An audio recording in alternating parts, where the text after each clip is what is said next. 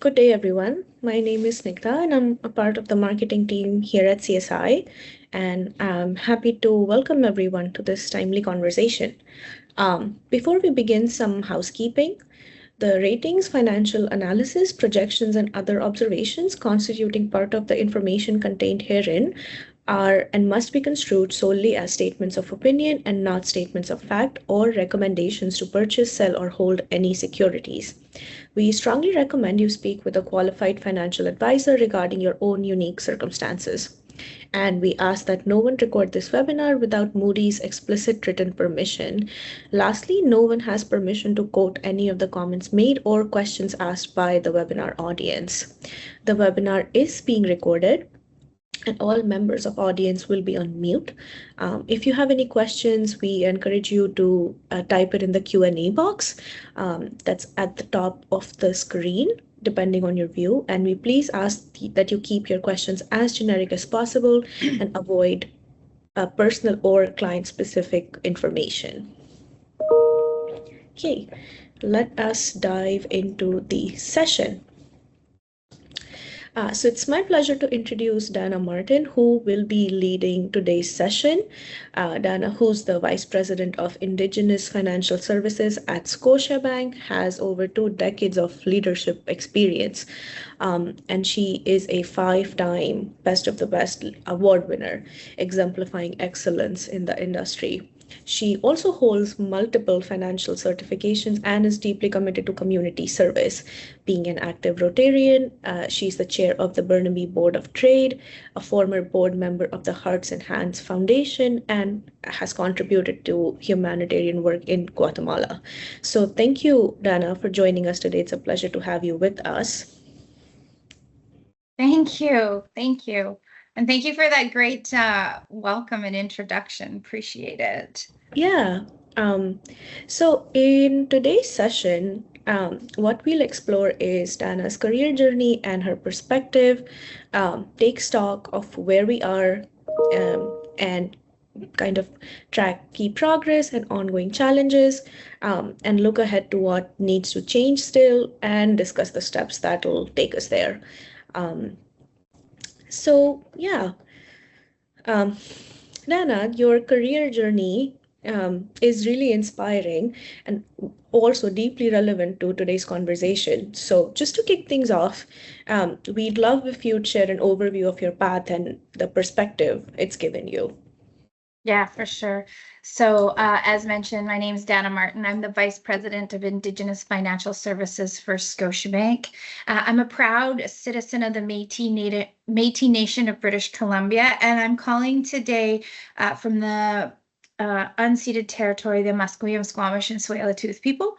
And if you don't know, you may know that as Vancouver. So, like I said, thank you for having me. A bit about my career. So I started my journey almost 21 years ago now in small town Alberta, Drayton Valley. I was saying earlier this morning, I'm a little bit upset about last night, but we'll get through it. Yeah, so I grew up in small town Alberta. Most of my career, I came through the branch network, in the retail branch network. I predominantly, I did the roles financial advisor, branch manager. And part of the reason that I have such a connection with CSI is when I started my journey with Scotiabank, I had no post-secondary education. I had high school. And what I was able to do is, as my career progressed, I was able to get the courses and qualifications that I needed through CSI. So it was really important to me and my journey to getting to those next steps. After that, you can see I went to director of ASE, which is coaching the retail branch network. I led a team of coaches, district vice president. I led a team of 17 branch managers in Central East Vancouver, so from Burnaby to Mission, and that's where my journey took me to Vancouver. I predominantly held most of my career in Alberta. And then from there, I was noticed for my work in the DE&I space and being a proud Métis woman. When I first got to district vice president, I was quite reserved in my culture and my identity. And I realized there just was no Indigenous women in leadership at that level. And if there was so few of us that it was almost felt a bit of my responsibility to ensure that other Indigenous employees knew that there was a path for them and that we could do it. I'm a firm believer in you cannot be what you cannot see.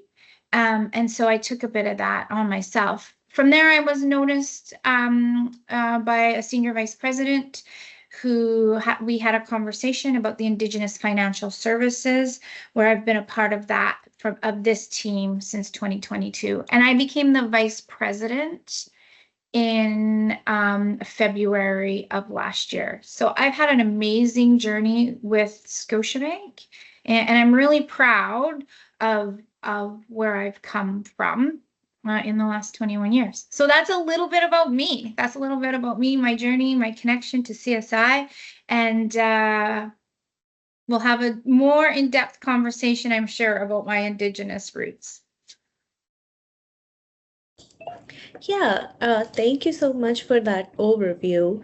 So, building on that, where have you seen the most meaningful progress in your career and outside of it? And what are some of the main challenges that you think still remain for us to address? Yeah, this is a good question. So this question I'm going to answer a little bit personally for myself. When I first started my career and I was, climbing the corporate ladder, I didn't see much Indigenous representation. I didn't see, and it's not that there wasn't other Indigenous employees. It just wasn't spoke about. It just wasn't a forefront action item that it is today. Some of the big things that I've seen that have impacted my career is Indigenous employee resource groups. Once I joined the Scotiabank Indigenous ERG, that was a game changer for me. As an Indigenous woman, I finally felt like I had community at work. So, whatever it is that you're doing in your career and your journey, find that group of people or find a place that feels like home within your organization. It just means a lot to have that circle around you. Um, another thing that I've seen that's been a significant change, and I'm going to talk a bit more about later, but Scotiabank launched Truth and Reconciliation Action Plan last year. We're the first financial institution to publicly launch that, and it changed the conversation. I think you see more in media. A few years ago, it was a very big topic about residential schools and what happened, and that started to change the conversation. And what really started to happen is people wanted to learn about Indigenous peoples. I can tell you, when I got the role of Vice President of Indigenous Financial Services, I asked my mom, did you ever imagine that you'd have a daughter who was the VP of Indigenous Financial Services? Because I was so excited. What surprised me was she said, I never thought there would be an Indigenous financial services. So that really tells you how the world has changed and where we've come from. Um, uh, and the other thing that I would say for myself is 5, 10 years ago, the Indigenous financial services team with Scotiabank was probably 1, 2 people, maybe just a small amount. And we've expanded our team significantly. We now have representation and leadership across Canada in each of our regions. We have a national director she's doing amazing things. And we have a big focus on our leasehold programming. So another thing that I'm really proud of, if we talk about persistent gaps, um, some of the gaps that I still see, whether it's outside when I work with businesses, working with community, or within, often is bringing Indigenous communities or Indigenous employees early into the conversation. The number one question that I get when I'm speaking at these or I'm on a panel is, how do we build trust with First Nations, or how do we build trust with our Indigenous employees? And what I would say is, are you giving trust? And so, for those who are leading teams on the call or who work with Indigenous communities, it's really important not only to ask, how do you gain trust, but ask yourselves, how are you giving trust? Are you inviting Indigenous peoples early to the conversations? Are you inviting, are you hiring Indigenous employees at entry level or around the boardroom table? That's a completely different conversation. And really focusing on the economic reconciliation. I do see persistent gaps still within access to capital and equity ownership, but I do have a couple points coming up that I'll go a bit more in depth in that. And oftentimes, I would say, sometimes Indigenous peoples and employees were spoken about like we're not in the room, or that we're a segment, and we're humans, people. And that's a really good reminder as well when we're working in the finance industry. So yeah, I also love uh, the seven sacred teachings at the bottom. So I love that those are there. But anyways, thank you. Yeah, no, thanks a lot. So, like you said, as we look ahead, what do you think are the most urgent changes that the industry still needs to make? Yeah. So this is where I was talking a little bit about, systemic barriers that still exist. I'm going to talk about this a bit more from the financial side. Um, so one of the biggest challenges that I have working in this space, or the financial industry does, is the Indian Act. And when you hear me say that word, I am using it in the legal sense because the government still calls it the Eagle or the Indian Act. Um, there is challenges with that. If you know the Indigenous space very well, that means for First Nations, their nation land, their reserve land is still held by the Crown, which you can imagine has a lot of legalities and paperwork around it, a lot of red tape. So it's really, as a financial institution and a leader in this space, is working around how do we change the landscape of lending monies, investing monies, working with individuals um, that are outside the traditional sense that we know in banking? So if we think in banking, I think of a mortgage. It's very simple. Well, that is not as simple on First Nations lands. So we're really working towards, how do we take the crown out of that conversation and really focus on the nation, the members, and the bank, and something that here at Scotiabank we're working towards. Unfortunately, we're having a lot of conversations in the Indigenous space, but racism is still a problem, and it's something that I still personally face. There's a lot of learning to do. Words matter, and it's important to ensure that you understand those words. And sometimes, we have a little bit more grace. If somebody is new to Canada, they don't know our history and what Indigenous peoples have endured. And sometimes they learn what they hear. So I challenge, or I ask the new to Canada, just take some time to do your own learning, because what you hear may be part of that systemic racism that's being passed down. So yeah, yeah. And I guess the other thing is, sometimes within the industry or working with Indigenous organizations, we don't always understand the culture of Indigenous people, the importance of stewardship, the importance of family and cultural preservation, and making sure that we're really listening will help better understand that. So those are a few of the things that I see. Yeah, no, thank you so much. Those are all important points to note. Um, and just to kind of also talk a bit about the actions that are being taken, um, Do you think there are any that are driving like lasting systemic change? So I'm going to flip back to the last screen if you're okay. I just want to address Yeah. the inclusion doesn't just mean opening the door, because I think that's a bit of what you're referring to. Yes, yes. Yeah.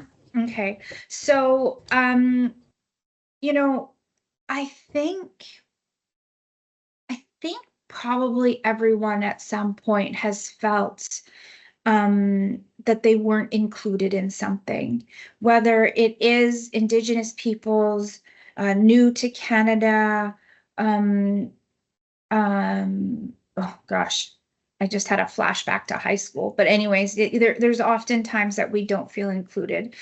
For Indigenous peoples, it's really creating belonging. Um, it's not just about recognizing Indigenous peoples a couple times a year. National Indigenous Peoples Day is coming up on Saturday. We have Truth and Reconciliation Day, September 30th. It's really about how do you create belonging all year round. Um, and belonging means more, it means also listening and understanding. So the one thing that I would say, when we have this comment, inclusion just means opening the door, it's amplifying all voices. So when I often get asked, what can I do in this space? And so I often give tangible items. Like, you could read the 21 things you may not know about the Indian Act. There's a really good U of A course called Indigenous Canada course. But the biggest thing that you can do is use your own voice.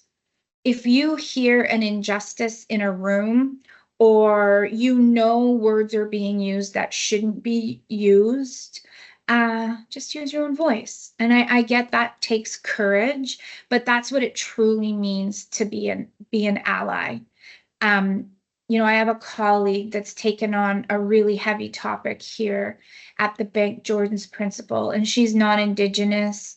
And although I don't think she comes from an equity deserving group, but maybe she does. As a woman, I guess she automatically does. But she's really taken on this project and has done a lot of heavy lifting, and it's regards to Jordan's principle. And she walks with Indigenous people like one of our own. And that's not easy, and it takes courage. And so even sometimes speaking up in a room takes courage, but it's what needs to happen. And frankly, it's not just Indigenous people, it's for all equity deserving groups. We need to speak up when we hear something that shouldn't be said or done. And anyways, I just wanted to touch on that. So thanks for backing up for me. Yeah, no worries at all. Um, Going back to the actions that you think are really Yeah. helping kind of, forward this sentiment. Yeah. Okay. So this is a good one. Bank-led initiatives advancing Indigenous financial inclusion. I mentioned earlier that Scotiabank is the first financial institution to publicly launch their Truth and Reconciliation Action Plan. This was so important. Um, it wasn't just a one and done, or let's get this through quickly. It was 2 years of hard work. We have a great social impact team who led this initiative. There was inclusion of employees. I'm proud to say I got to be a part of the conversations. There was inclusion of clients and external voices, so elders and community. Um, 2 years of conversation, which is very important to truly understanding. What I would say as well is our CEO at Scotiabank is a champion of this, and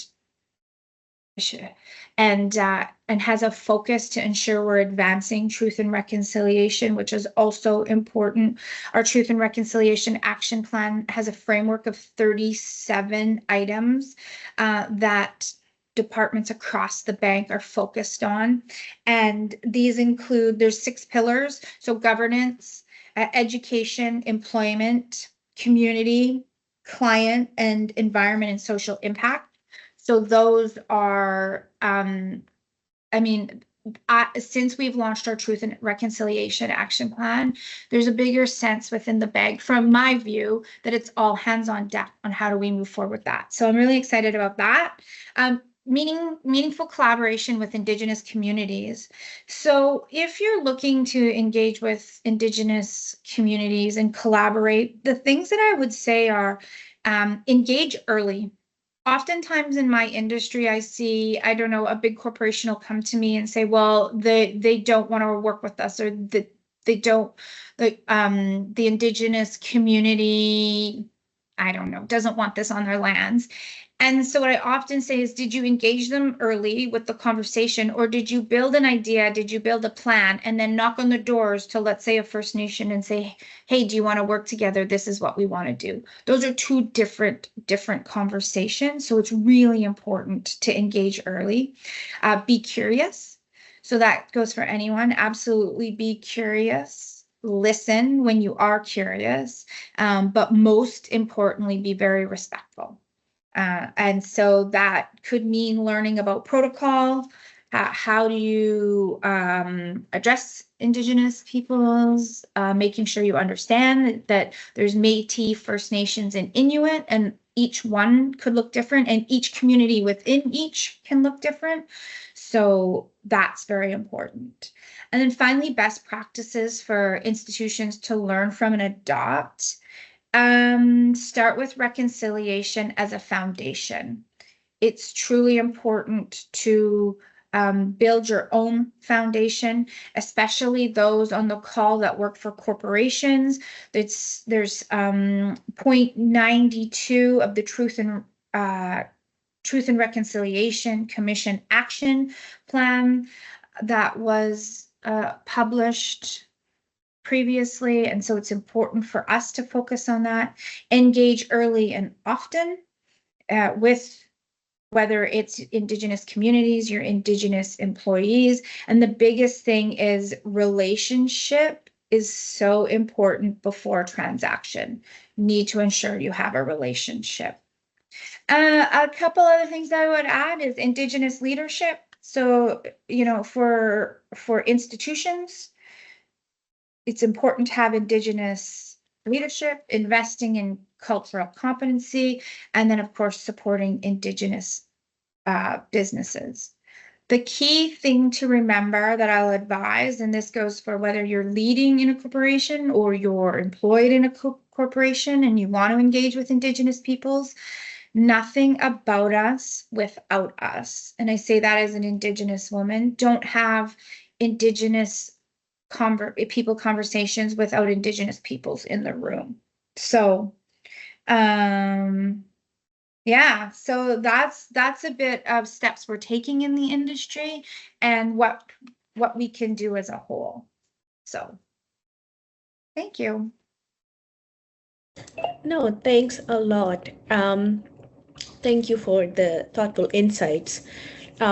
So moving on to some questions we have, and I'd encourage all the audience members that if you haven't already, feel free to submit your questions using the Q&A box, and we'll try to go through as many as possible.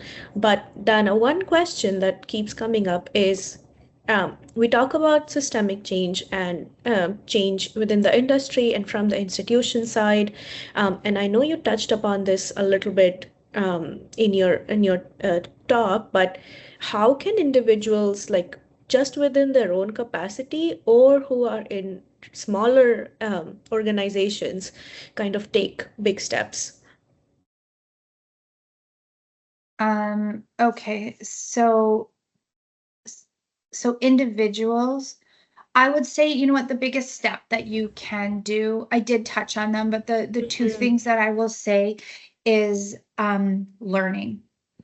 So I would ask, just to self-reflect, what have you done to learn about Indigenous peoples? And whether that is First Nations, Métis, or Inuit, or all of the above, what have you actually done to learn?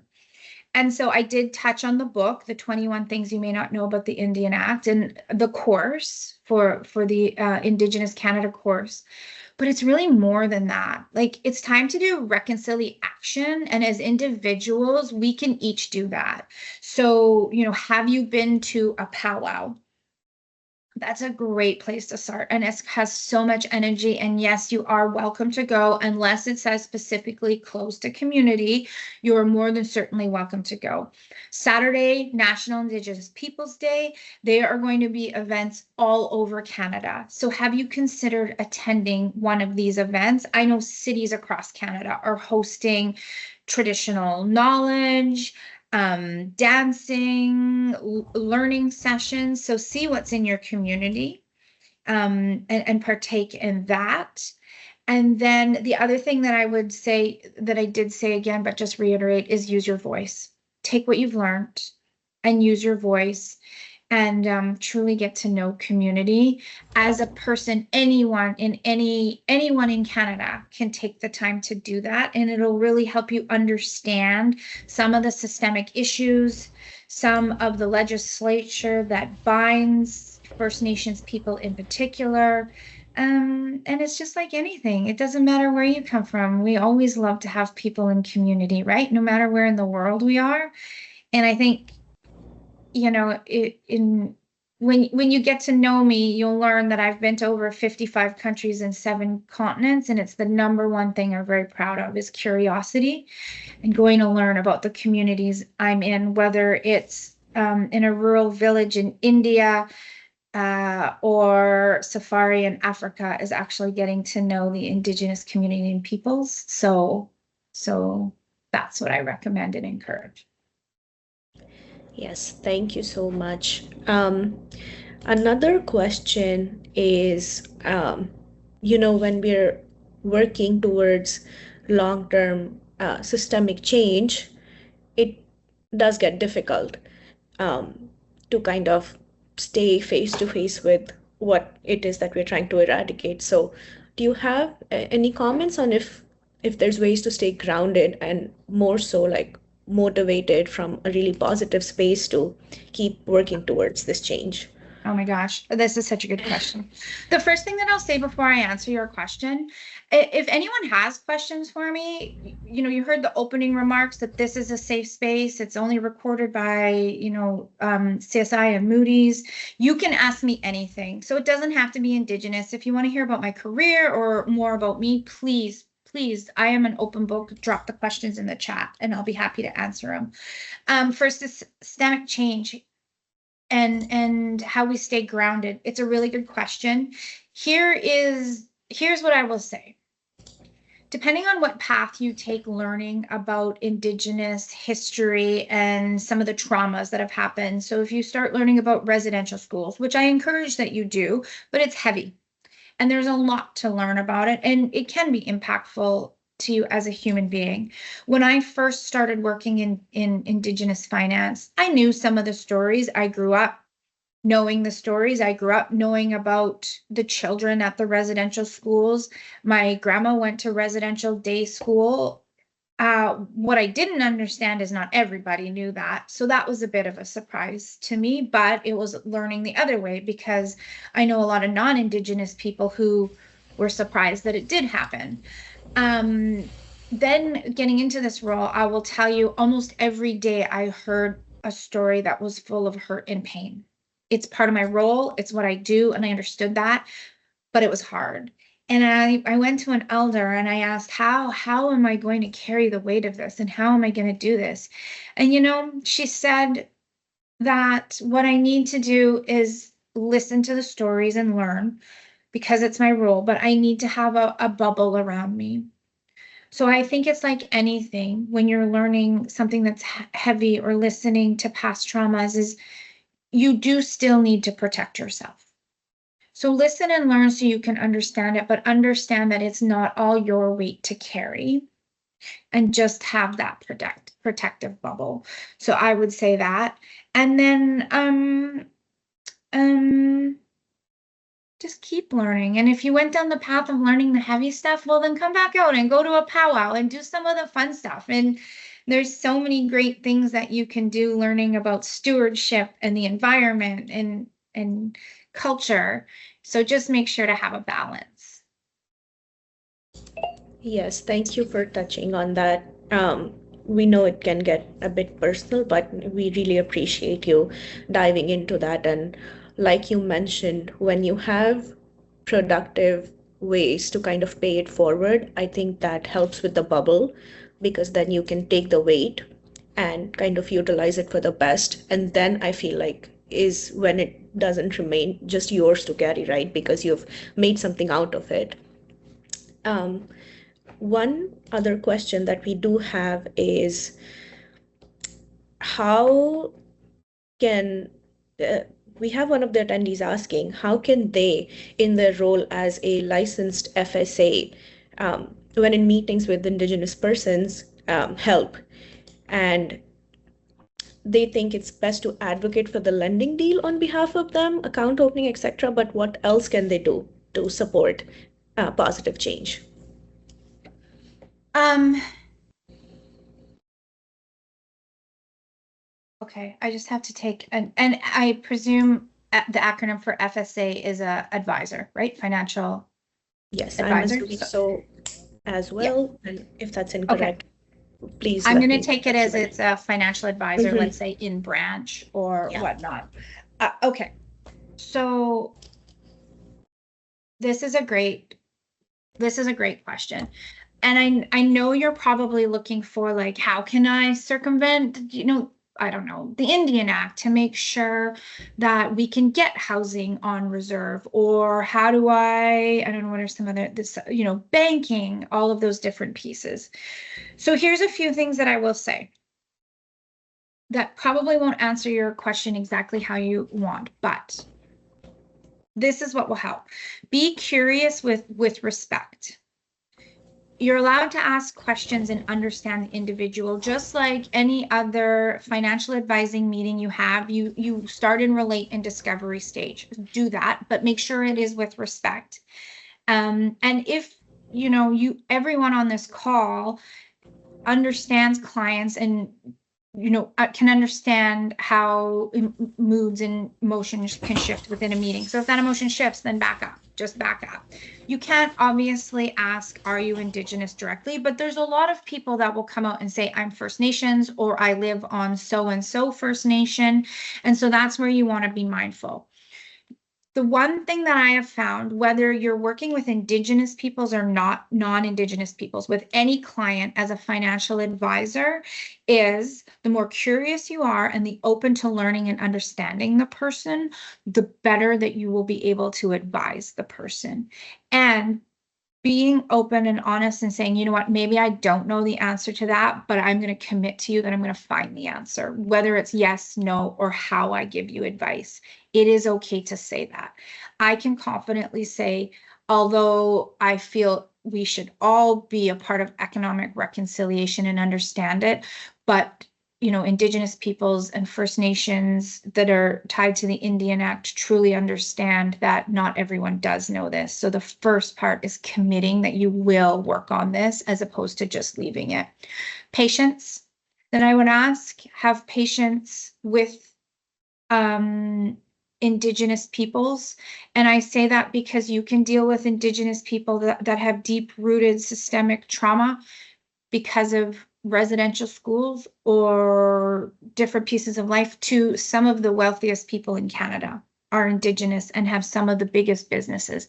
It is not unlike any other clients that you work with. But patience and understanding, because sometimes working with Indigenous peoples do come with trauma and a lot of mistrust. You have to respect that there is mistrust to government entities, and technically, financial institutions often fall into the eyes as a government entity. So you have to work harder at building trust. You have to work harder at relating and building relationship. And often I am told by my clients, you have to focus on relationship, partnership, and friendship. So there's a couple pieces there. The final thing that I would say is just learn. what your institution's programs are.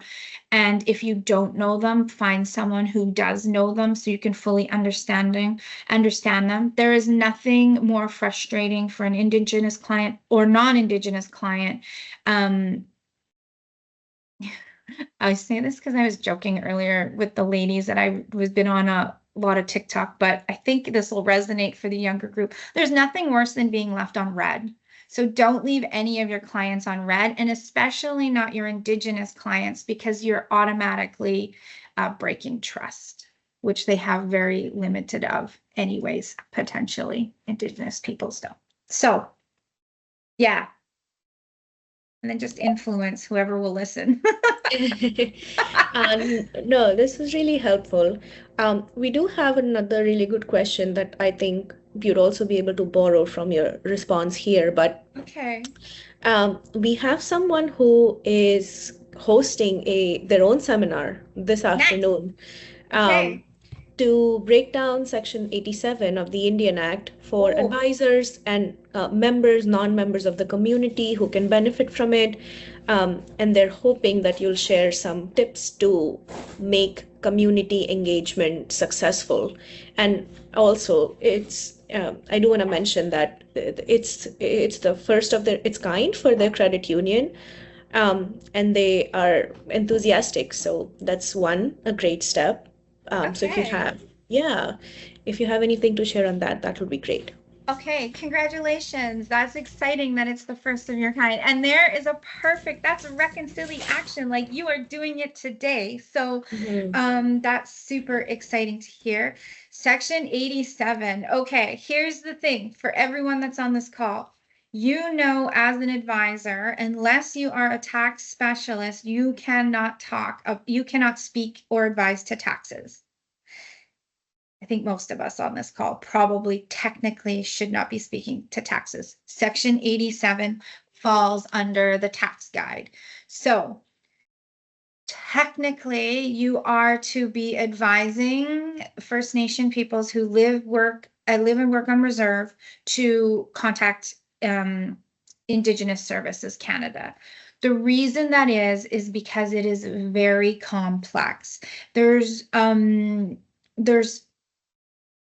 four four or five pillars that need to ensure are completed, and everything is different. So if a First Nation person lives, works, and the company is on reserve, then they may be able to leverage Section 87. However, if they work partially off reserve, then that changes things. First Nations have different rules under Section 87. It is very complicated. If you go to the Indigenous Services Canada webpage and just Google Section 87, there is a full breakdown, and there's examples of like which would qualify where.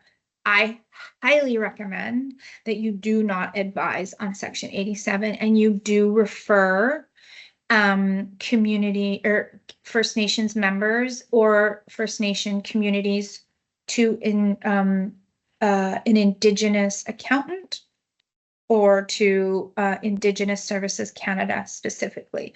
There's a couple things that you have to think through that, you know, we still give advice on. So you have to understand like things that we could put together ourselves. If somebody qualifies under Section 87, and so they don't their income isn't taxable, well, then does an RSP make sense? Probably not, because when no matter what, if that person is on or off reserve, when they take that RSP out, they pay taxes. So now you've taken someone who doesn't pay taxes and put them into something that does pay taxes. Again, this is not tax advice. This is just things that we could put together, right? If one of your clients only made $15,000 a year, RSP is probably not where you're going to advise them. Tax-free savings account? Sure. Why not? If it suits the portfolio and the plan. Really, I wish maybe we can encourage CSI as part of their Truth and Reconciliation to build us a Section 87 advice piece, advice course. That would be amazing. but unfortunately it is so complicated. There is nothing really tangible out there. So a couple other things that I will advise you. Section 87 of the Indigenous Services Canada, so the Indian Act, read that. AFOA, that is a great place to also learn about the impacts of Section 87 and Section 89. Those are two great places. AFOA and First Nations, FNFA, have great podcasts. And I wish I could give you their acronyms, but we also in the Indigenous world only work on acronyms. So First Nations Financial Authority and then AFOA. Okay, could you post the links? Yeah, maybe I could. It's just a quick Google search, but let me do AFOA since I should know the acronym anyways. Okay. Okay, does that help? Is that what you were looking for? This is where I get passionate. No, that does help. Thank you so much. And yeah, these resources are, and this kind of knowledge is why we do these sessions. The one thing that you will see, Signa, when I'll post the Section 87, but you will see every single line it says in there says call ISK, call ISK, call ISK. So I want to make it very clear. I don't want to encourage anyone on this call to try to tackle that conversation themselves. Thank you. Sorry, I just want to make that clear. Yes, no worries. So we are close to time, but I'll bring up one more question because I think it's important. There's someone asking, how can Indigenous people from other regions, for example, South America, who live in Canada, best help and support the communities in Canada or vice versa? I think they meant like outside Canada. So how can global communities kind of help each other in this case? Or even ahead of financial inclusion? It's such a good question. So if you have an Indigenous ERG within your company, I highly recommend you reach out and see if you can join that. Some organizations only allow it to be Canadian, First Nations, Métis, or Inuit, but many of them allow anyone in the entire organization, non-Indigenous, Indigenous, to join. The reason I encourage that one is because your voice matters. We're all one family from the tip of South America to the ice in the north. And so there may be things that you're doing that could benefit Indigenous peoples here in Canada, but there's other things that maybe you could take away and just understand and learn to take home. And same with Africa, everywhere, all over the world, to the Indigenous people of Sweden. Sorry, I won't name everybody. Okay.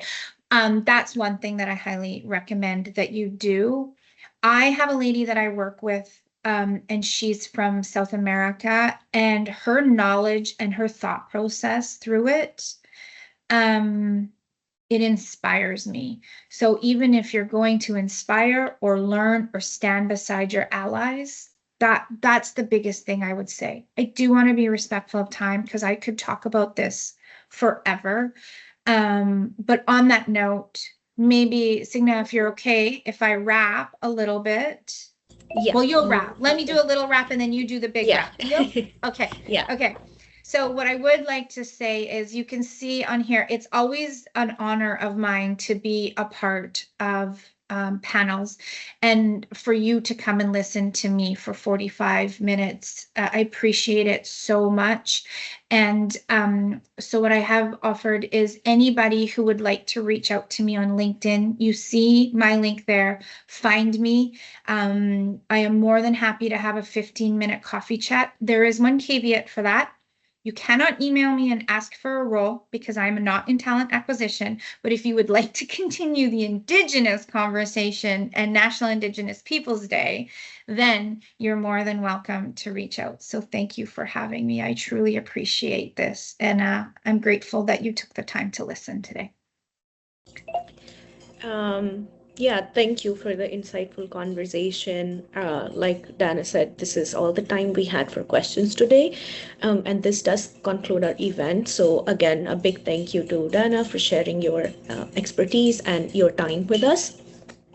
And like she mentioned, if you have further questions or are looking for other details on, for example, how to kind of further your own professional career in this space or otherwise, there are resources on the screen to reach out to either Dana or to CSI. And I would like to mention that there would be a recording available, and we'll share the link in the coming days. So thank you once again for attending, and we hope you have a great day. And thanks once again, Dana.